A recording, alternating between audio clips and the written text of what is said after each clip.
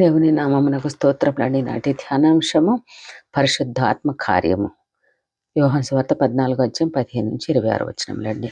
15 వచ్చిన భావము స్పష్టమైనది. మనం నిజముగా ప్రభువును ప్రేమిస్తే ఆయన వాక్యములో ఆయన మనల్ని చేయమన్న పనులు చేస్తామండి. తన శిష్యుల దగ్గర నుండి వెళ్ళిపోయిన తర్వాత పరిశుద్ధాత్మను పంపమని తండ్రిని వేడుకుంటానని యేసు ప్రభు చెప్పారండి శిష్యులతో.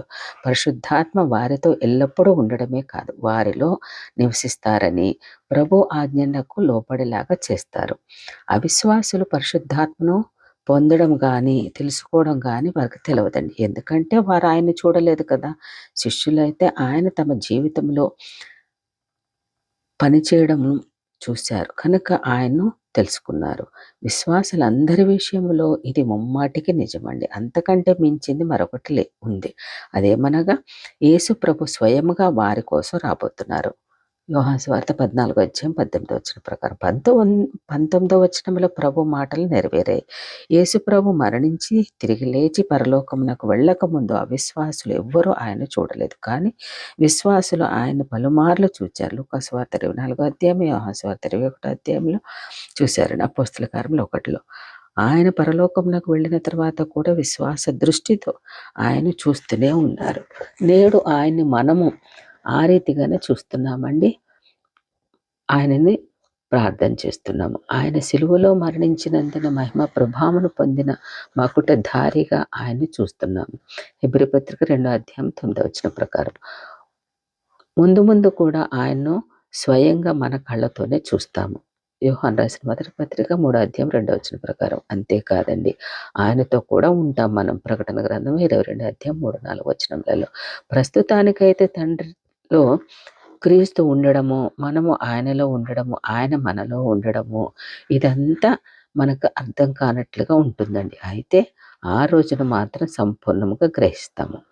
ఈలోపు క్రీస్తు జీవం మనలో ఉందని మనం తెలుసుకుంటామండి. కనుక మన మాటల్లో కానీ చేతల్లో కానీ ఆయన్ను కష్టపెట్టకుండా జీవించాలండి మనం.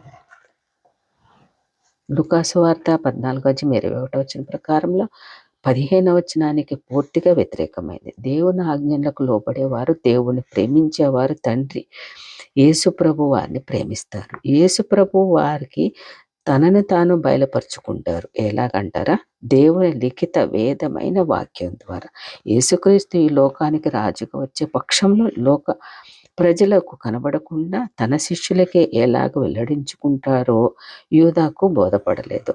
యోహాను సువార్త 14:22 విధేయత వివరించి ఎంత ప్రాముఖ్యమో మరలా ప్రభు వారికి కనిపించి చెప్పారండి.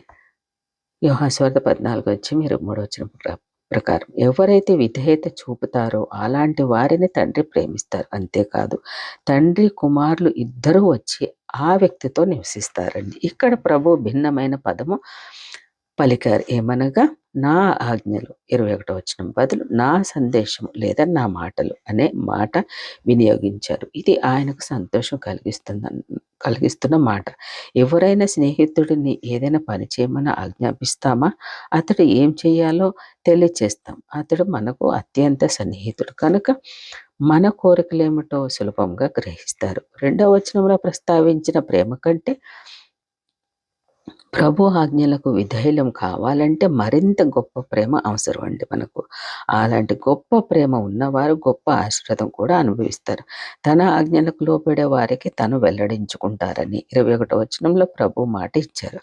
23వ వచనంలో ఆయన మాట విని ఆయన ప్రేమించే వారి దగ్గరకు వచ్చి తండ్రి తాను నివసిస్తానని మాట ఇచ్చారు. అయితే ఆయన ప్రేమించని వారు ఆయన మాటకు లోబడకుండడానికే తీర్మానించుకుంటున్నారన్న మాట. యోహాను సువార్త 14:24 ప్రకారం యేసుక్రీస్తు మాటల్ని తిరస్కరిస్తున్నారంటే వారు తండ్రి దేవుడి మాటలు కూడా తిరస్కరిస్తున్నారని గ్రహించాలి. తన శిష్యులు ఆ సమయంలో గ్రహించగలిగినంత మట్టుకు యేసు ప్రభు వారికి బోధించారు. యోహాను సువార్త 14:25 ప్రకారం. అయితే దేవుని సంకల్పానుసారంగా జీవించడానికి అవసరమైనదంతా పరిశుద్ధాత్మ ద్వారా వారికి బోధించారండి. యోహాసువార్త 14:26 ప్రకారం. వారు పూర్తిగా గ్రహించని ప్రభు బోధకుల్ని పరిశుద్ధాత్మ విశదీకరించారు. యోహాసువార్త 12:16 ప్రకారం. మొదట అపోస్తుల సందేశాల ద్వారా, తర్వాత క్రొత్త నిబంధనలోని వారు వ్రాసిన లేఖల ద్వారా ఆయన ఆ పని చేస్తారండి. ఆమేన్.